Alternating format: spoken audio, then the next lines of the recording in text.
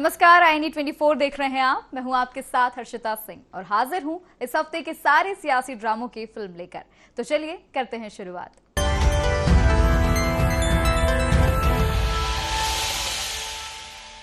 मध्य प्रदेश में चुनाव के ऐलान के लिए 3 महीने का समय बचा है, लेकिन चुनावी गहमागहमी चरम पर है। सरकार बनाने के लिए जनता के बीच सभी दांव चले जा रहे हैं। वादों और दावों की रेस चल रही है। सीएम शिवराज सिंह चौहान और कांग्रेस अध्यक्ष कमलनाथ में मतदाताओं को लुभाने के लिए घोषणाओं की होड़ मची है। दोनों पार्टियां बहुमत से सरकार बनाने का दावा कर रही हैं। बीजेपी के राष्ट्रीय महासचिव कैलाश विजयवर्गीय दावा कर रहे हैं कि बीजेपी को 160 से अधिक सीटें मिलेंगी, तो पूर्व मंत्री PC शर्मा का मानना है कि इस बार बीजेपी को मध्य प्रदेश में 50 से 60 सीट से ज्यादा सीटें नहीं मिल पाएंगी। मध्य प्रदेश में चुनाव के ऐलान के लिए 3 महीने का समय शेष है, लेकिन चुनावी गहमागहमी चरम पर है। सरकार बनाने के लिए जनता के बीच सभी दांव चले जा रहे हैं। वादों और दावों की रेस चल रही है। सीएम शिवराज सिंह चौहान और कांग्रेस अध्यक्ष कमलनाथ में मतदाताओं को लुभाने के लिए घोषणाओं की होड़ मची है। मेरे भाइयों बहनों, मैं सूखी खेती का दर्द जानता हूँ। अगर खेत में पानी ना आए तो जितने दाने डालो उतना ही उत्पादन नहीं होता। और ये हमारा संकल्प है, एक एक खेत में सिंचाई का पानी लाने की कोशिश करेंगे। अभी लाडली बहना योजना तो आई है, लेकिन याद रखना, तुम्हें अब हैंडपंप का पानी नहीं पीने दूंगा। पाइपलाइन बिछा के और तुम्हारे घर में टोटी वाला नल लगा के पीने का पानी भारतीय जनता पार्टी की सरकार देगी। खेती की लागत को कम करने के लिए 5 हॉर्स पावर 5 HP के सिंचाई पंप स्थायी और अस्थायी के लिए निःशुल्क बिजली दी जाएगी। किसानों के जो पुराने बिजली के बिल हैं, जो बकाया हैं, ये राशि भी माफ करी जाएगी। जितने भी आपराधिक केस बने हैं किसानों पर आंदोलन के, इन सब को हम वापस लेंगे। इसके साथ ही सरकार बनाने के लिए दावों का दौर भी तेज हो चला है। दोनों पार्टियां बहुमत से सरकार बनाने का दावा कर रही हैं और इसके लिए दोनों के अपने अपने तर्क हैं। बीजेपी के राष्ट्रीय महासचिव कैलाश विजयवर्गीय दावा कर रहे हैं कि बीजेपी को 160 से अधिक सीटें मिलेंगी, तो पूर्व मंत्री PC शर्मा का मानना है कि इस बार बीजेपी को मध्य प्रदेश में 50 से 60 से अधिक सीटें भी नहीं मिल पाएंगी। कांग्रेस नेताओं का कहना है कि ये बात बीजेपी को भी पता है, इसीलिए केंद्रीय मंत्री अमित शाह सहित तमाम नेता यहां डेरा डाल रहे हैं। 160 सीट आएगी और अब ऐसा लग रहा है कि 175 से ज्यादा सीट आएगी। अमित शाह जी का बार बार आना ये सब स्थिति बता रहा है कि भारतीय जनता पार्टी की जमीन किसी हुई है। और दिल्ली की जो IB की रिपोर्ट है और जो संघ का सर्वे है, वो 50-60 से ज़्यादा इनकी स्थिति नहीं। भाई सर्वे कराएंगे तो सर्वे में क्या आएगा? वही आएगा कि ध्वस्त है मामला। अमित शाह जी आके यही बताते होंगे कि भाई खरीद फरोख्त की भी स्थिति जैसे पिछली बार हुई थी 20 में, वो सब व्यवस्थाएं कैसे होंगी उस बारे में चर्चा होती होगी, बाकी और कोई चर्चा नहीं। 2018 में मामूली सीटों और वोटों के अंतर से सत्ता बदली थी। बाद में 2 दर्जन विधायकों की बगावत से तख्ता पलट गया। इसके बाद हुए कई विधानसभा सीटों के उपचुनाव और पंचायत और निकाय चुनाव के परिणाम में भी एक तरफा परिणाम नहीं दिखे। लेकिन 2023 के लिए बीजेपी इतने ज्यादा कॉन्फिडेंस में क्यों है और कांग्रेस बीजेपी को इतना अंडर एस्टिमेट क्यों कर रही है? Bureau report, IND 24। Madhya Pradesh में चुनावी साल है। ऐसे में सत्ता पक्ष विपक्ष दोनों ने चुनावी तैयारियां तेज कर दी हैं। इसी कड़ी में प्रधानमंत्री नरेंद्र मोदी 12 अगस्त को सागर आ रहे हैं, जहां वो 100 करोड़ की लागत से बनने जा रहे संत रविदास मंदिर का भूमि पूजन करेंगे। प्रधानमंत्री का यह दौरा बुंदेलखंड समेत पूरे प्रदेश में दलित वोटों को साधने के लिहाज से अहम है। ऐसे में कांग्रेस सरकार को घेरने में कहां चूकने वाली थी। कांग्रेस के राष्ट्रीय अध्यक्ष मल्लिकार्जुन खड़गे ने छतरपुर में दलित युवक को मैला खिलाने की घटना का हवाला देकर कहा कि मध्य प्रदेश में दलित और आदिवासी सिर उठाकर नहीं जी पा रहे हैं। इस पर बीजेपी के अनुसूचित जाति मोर्चा के राष्ट्रीय अध्यक्ष लाल सिंह आर्य ने पलटवार किया। कहा कि दलितों पर सबसे ज्यादा अत्याचार कांग्रेस शासित राज्यों में हो रहा है। देखिए रिपोर्ट। मध्य प्रदेश में चुनावी साल है और ऐसे में सत्ता पक्ष हो या विपक्ष कोई भी एक दूसरे को घेरने का कोई मौका नहीं चूक रहा। प्रधानमंत्री नरेंद्र मोदी 12 अगस्त को सागर आ रहे हैं, जहां वो 100 करोड़ रुपए की लागत से बनने जा रहे संत रविदास मंदिर का भूमि पूजन करेंगे। प्रधानमंत्री का ये दौरा बुंदेलखंड सहित पूरे प्रदेश में दलित वोटों को साधने के लिहाज से काफी अहम है। ऐसे में कांग्रेस सरकार को घेरने में कहां चूकने वाली थी। मोर्चा संभाला खुद कांग्रेस के राष्ट्रीय अध्यक्ष मल्लिकार्जुन खड़गे ने। उन्होंने छतरपुर में एक दलित युवक को मेला खिलाने की घटना का हवाला देकर कहा कि मध्य प्रदेश में दलित और आदिवासी सिर उठाकर नहीं जी पा रहे हैं। खड़गे ने ट्वीट कर कहा कि मध्य प्रदेश के दलित, आदिवासी और पिछड़े वर्ग के नागरिक दशकों से भाजपाई कुशासन में अपमान का घूंट पी रहे हैं। भाजपा बाबा साहेब अम्बेडकर जी के सामाजिक न्याय के सपने को चूर चूर कर रही है। मध्य प्रदेश कांग्रेस के नेता भी खड़गे के सुर में सुर मिलाते हुए नजर आए। खड़गे जी के ट्वीट पे खड़गे जी ने कहा कि जो छतरपुर में घटना हुई है एक दलित व्यक्ति के चेहरे पे मल मलने की, सीधी में एक आदिवासी युवक पे भाजपा के मगरूर कार्यकर्ता ने पेशाब किया। इन घटनाओं को पूरा देश नहीं पूरी दुनिया देख रही टीवी चैनलों के माध्यम से। उस पे मल्लिकार्जुन खड़गे साहब कांग्रेस के राष्ट्रीय अध्यक्ष तो हैं, लेकिन एक दलित व्यक्ति भी हैं। उस दलित व्यक्ति के मन की पीड़ा उस ट्वीट में उजागर हुई है। खड़गे के इस ट्वीट पर बीजेपी ने तगड़ा पलटवार किया है। बीजेपी के अनुसूचित जाति मोर्चा के राष्ट्रीय अध्यक्ष लाल सिंह आर्य ने कहा कि खड़गे को दलितों पर होने वाले अत्याचारों की जानकारी नहीं है। दलितों पर सबसे अधिक राजस्थान में अत्याचार हो रहे हैं, तो छत्तीसगढ़ सहित कांग्रेस शासित राज्यों में भी दलितों का यही हाल है। खड़गे जी एक राष्ट्रीय पार्टी के अध्यक्ष है और उनको ये जानकारी नहीं है कि दलितों पर सबसे ज्यादा अत्याचार कहाँ हो रहे हैं।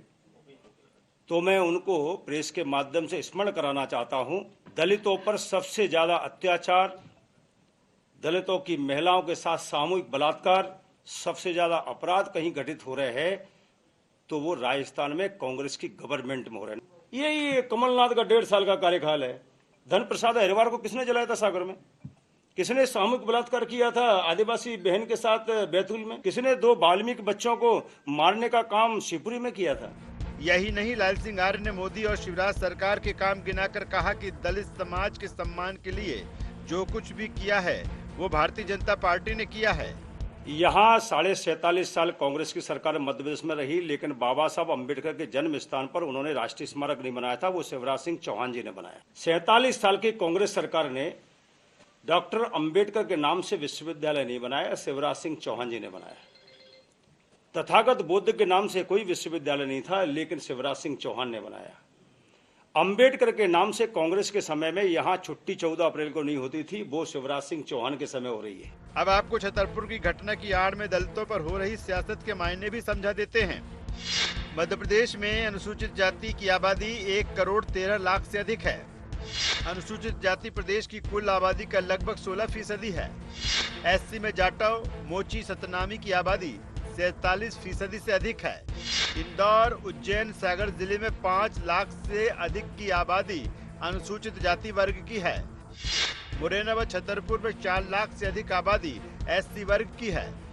उज्जैन, दतिया, टीकमगढ़ में कुल आबादी की 25% आबादी अनुसूचित जाति वर्ग की है। शाजापुर, उमरिया, अनूपपुर, भोपाल व शहडोल में भी एससी निर्णायक है। 35 सीटें एससी वर्ग के लिए आरक्षित है। 20 सामान्य सीटों पर 20% से अधिक एससी वोट हैं। 2018 में 35 एससी सीटों में बीजेपी ने 18 और कांग्रेस ने 17 सीटें जीती थी। 2013 में 35 अनुसूचित जाति वर्ग की सीटों में बीजेपी को 28 सीटें मिली थीं। इन आंकड़ों से साफ है कि एससी के लिए आरक्षित 10 सीटों के नुकसान ने बीजेपी को सत्ता से बाहर कर दिया था। अब बीजेपी संत रविदास के मंदिर सहित दूसरे कामों से एससी वर्ग के वोटर्स को लुभाने की कोशिश में लगी है, तो कांग्रेस भी इस कोशिश में पीछे नहीं है। दोनों के बीच दलितों को साधने की होड़ मची है। पहले पीएम नरेंद्र मोदी 14 अगस्त को सागर आने वाले थे, तो कांग्रेस ने 13 अगस्त को मल्लिकार्जुन खड़गे का सागर में कार्यक्रम तय कर दिया। अब बीजेपी ने एक दिन पहले 12 अगस्त को पीएम मोदी का कार्यक्रम रख दिया, तो खड़गे ने दलित अत्याचार को लेकर सरकार को कटघरे में खड़ा किया है। देखना यह है कि दलित वोटों को अपने पाले में करने की रस्साकसी में कौन कामयाब होता है। Bureau report, IND 24। Madhya Pradesh में बीजेपी का एक और चुनावी अभियान शुरू हो गया है। बीजेपी की संत रविदास समरसता यात्राएं शुरू हो गई हैं। बीजेपी इन यात्राओं के जरिए 15% अनुसूचित जाति की आबादी पर फोकस कर रही है। संत रविदास मंदिर निर्माण की समरसता यात्राएं 5 स्थानों से शुरू हुई, जो 18 दिनों में 46 जिलों के 55,000 गांवों का भ्रमण करेंगी। इस दौरान 55,000 गांवों से एक मुट्ठी मिट्टी प्रमुख नदियों का जल जमा किया जाएगा, जिसका उपयोग मंदिर निर्माण में होगा। रविदास मंदिर निर्माण से दलितों पर दांव चला गया है। इस पर बीजेपी और कांग्रेस आमने सामने भी आ गई हैं। इसी पर देखिए ये रिपोर्ट। मध्य प्रदेश में बीजेपी का एक और चुनावी अभियान शुरू हो गया है। सागर में 100 करोड़ रुपए की लागत से संत रविदास मंदिर का निर्माण होने जा रहा है। पीएम मोदी 12 अगस्त को मंदिर का भूमि पूजन करने जा रहे हैं। इसके पहले बीजेपी की संत रविदास समरसता यात्राएं शुरू हो गई हैं। बीजेपी इन यात्राओं के जरिए 15% अनुसूचित जाति की आबादी पर फोकस कर रही है। संत रविदास मंदिर निर्माण की समरसता यात्राएं 5 स्थानों से शुरू हुई हैं, जो 18 दिन में 46 जिलों के 55,000 गांवों का भ्रमण करेगी। 244 जगहों पर जनसंवाद के कार्यक्रम होंगे। पार्टी के राष्ट्रीय और प्रदेश लेवल के नेता व संत इन कार्यक्रमों को संबोधित करेंगे। इस दौरान 55,000 गाँव से एक मुट्ठी मिट्टी प्रमुख नदियों का जल जमा किया जाएगा, जिसका उपयोग मंदिर निर्माण में होगा। बिल्कुल अयोध्या के राम मंदिर आंदोलन की तर्ज पर एक कार्यक्रम चल रहा है। बस अंतर ये है कि राम मंदिर आंदोलन से हिंदू वोटर्स साधे जा रहे थे, अब रविदास मंदिर से दलितों पर दांव चला गया है। इस पर बीजेपी और कांग्रेस आमने सामने भी आ गई है। कांग्रेस बीजेपी के दलित प्रेम को ढकोसला बता रही है, तो बीजेपी का कहना है कि उसे कांग्रेस के सर्टिफिकेट की जरूरत नहीं है। साधुवाद 18 साल में याद आते हैं, हमारे जो कर्मचारी हैं चुनाव के समय याद आते हैं, दलित याद आते हैं, आदिवासी याद आते हैं। सब चुनाव के समय इनके ज्ञान चक्षु चुनाव के समय खुलते हैं, वरना इनके पट बंद रहते हैं। इसकी घोषणा मुख्यमंत्री जी ने 6-8 महीने पहले ही कर दी थी। आप वो जनजाति की बात करते हैं, दलित की बात करते हैं। 2 साल पहले, 1.5 साल पहले अमित शाह जी जबलपुर आए थे। 1.5 साल पहले माननीय प्रधानमंत्री जी यहाँ आए। टंटिया भील से लेके रानी कमलावती स्टेशन तक, कमलापति स्टेशन तक लगातार चलने वाली प्रक्रिया है। हम उनके मान और सम्मान के लिए काम करते हैं। कांग्रेस वोटों के लिए काम करती है, इसलिए उसे वोट ही दिखाई देते हैं। तकरार यहीं तक नहीं है। पहले नरेंद्र मोदी का 14 अगस्त को सागर में कार्यक्रम था। वहीं कांग्रेस के राष्ट्रीय अध्यक्ष मल्लिकार्जुन खड़गे भी 13 अगस्त को सागर आने वाले थे। कांग्रेस भी मल्लिकार्जुन खड़गे का चेहरा आगे कर दलितों को साधने की कोशिश में थी, लेकिन अब उनका दौर अटल गया है। कांग्रेस इसका ठीकरा बीजेपी की सिर फोड़ रही है। कांग्रेस का कहना है कि खड़गे का कार्यक्रम प्रभावित करने के लिए पीएम मोदी का कार्यक्रम 14 अगस्त की जगह 12 अगस्त को तय किया गया। वहीं बीजेपी इन आरोपों को नकार रही है। षड्यंत्र करने में माहिर है भाजपा। जब 13 तारीख का दौरा फिक्स हो गया मल्लिकार्जुन खड़गे साहब का, तो प्रधानमंत्री का दौरा 12 तारीख को रख लिया गया, एक दिन पहले। आप खुद समझते हैं, मतलब मल्लिकार्जुन खड़गे साहब की सभा सफल ना हो। और ये प्रयोग हो चुका है कर्नाटक में। कर्नाटक में एक तरफ मोदी जी की 60 सभाएं हुई, हमारे मल्लिकार्जुन खड़गे जी की 11 सभाएं हुई। मल्लिकार्जुन खड़गे भारी पड़े थे मोदी की सभाओं में।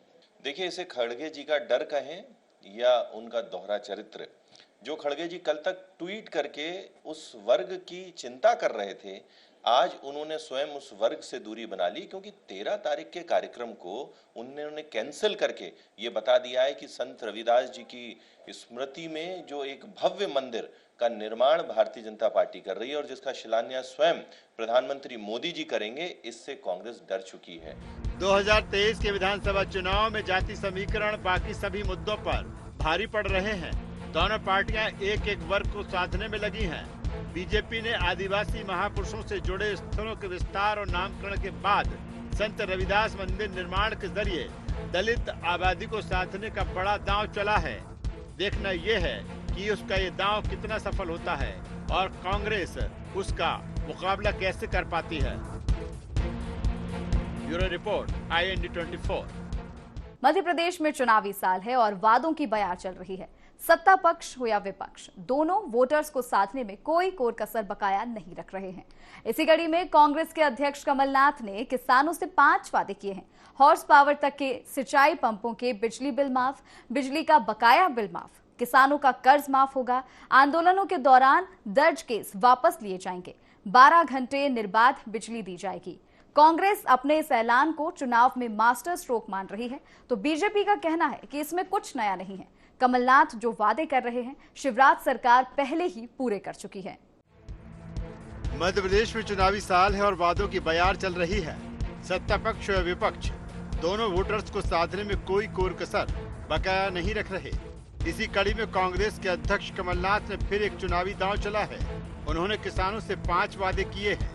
उन्होंने कहा है 5 हॉर्स पावर तक के सिंचाई पंपों के बिजली बिल माफ होंगे, बिजली का बकाया बिल माफ किया जाएगा, किसानों का कर्ज होगा माफ, आंदोलनों के दौरान दर्ज केस वापस लिए जाएंगे, 12 घंटे निर्बाध बिजली दी जाएगी। इसके साथ ही कांग्रेस ने खेती को लाभ का धंधा बनाने के लिए किसान न्याय योजना लाने की भी बात कही है। खेती की लागत को कम करने के लिए 5 हॉर्स पावर 5 HP के सिंचाई पंप स्थायी और अस्थायी के लिए निःशुल्क बिजली दी जाएगी। किसानों के जो पुराने बिजली के बिल हैं, जो बकाया हैं, ये राशि भी माफ करी जाएगी। किसानों को 12 घंटे पर्याप्त व निर्बाध बिजली उपलब्ध कराएंगे। जितने भी आपराधिक केस बने हैं किसानों पर आंदोलन के, इन सब को हम वापस लेंगे। खेती के लागत को कम किया जा सके, ये इसका हमारा उद्देश्य है। कांग्रेस अपने इस ऐलान को चुनाव में मास्टर स्ट्रोक मान रही है, तो बीजेपी का कहना है कि इसमें नया कुछ नहीं है।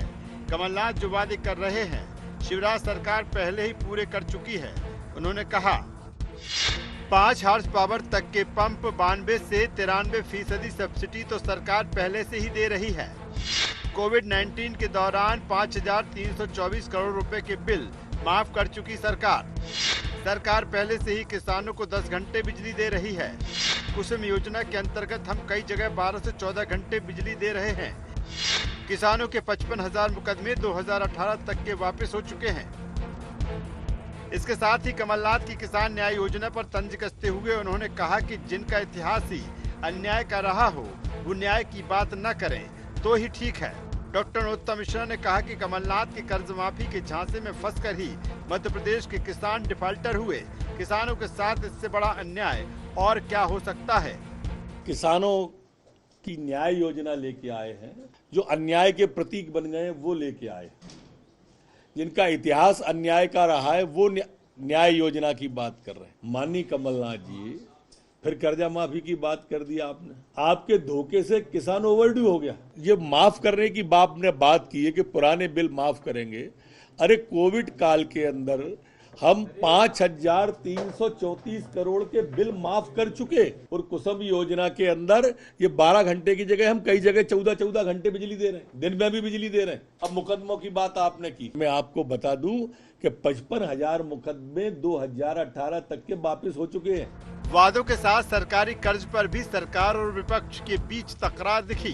कांग्रेस अध्यक्ष कमलनाथ ने कहा, बीजेपी सरकार ने जो कर्ज दिया है वो खर्च कहाँ हुआ, हम सरकार में आकर इसकी जांच करेंगे। कमलनाथ के बयान पर गृह मंत्री डॉक्टर नरोत्तम मिश्रा ने कहा, हमने कोई आईफा अवार्ड नहीं कराया, न हम जैकलीन को लाए। कमलनाथ को जांच कराना है तो करा लें। इन्होंने अभी तक 3,30,00,000 करोड़ रुपए कर्जा लिया है। मेरा प्रश्न साफ है, जो 3,30,00,000 करोड़ रुपए कर्जा लिया आपने उसका क्या किया, उसका हिसाब दीजिए। इसके खर्चे को लेके जरूर जांच हम कि इस खर्चे का क्या उपयोग किया। ये कर्जा राज्य सरकार का केवल नहीं है, ये कर्जा हर अपने मध्य प्रदेश के व्यक्ति का कर्जा है। देखो, हमने कोई भी आईफा अवार्ड नहीं कराया, क्या जांच कराओगे?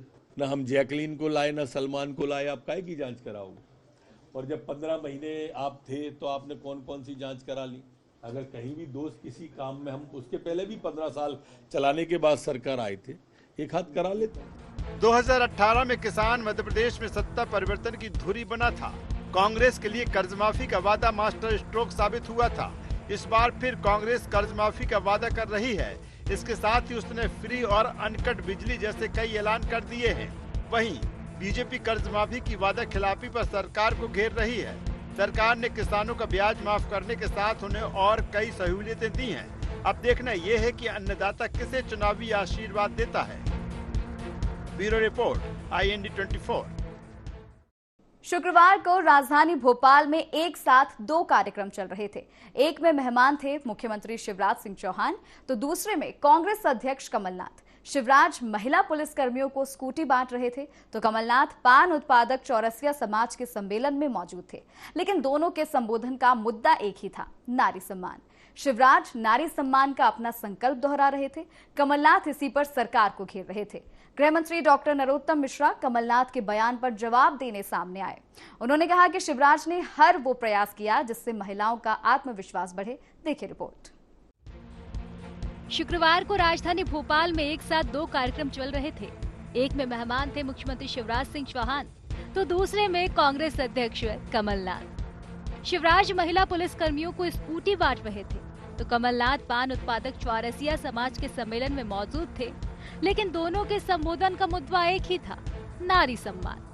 शिवराज नारी सम्मान का अपना संकल्प दोहरा रहे थे, तो वहीं कमलनाथ इसी पर सरकार को घेर रहे थे।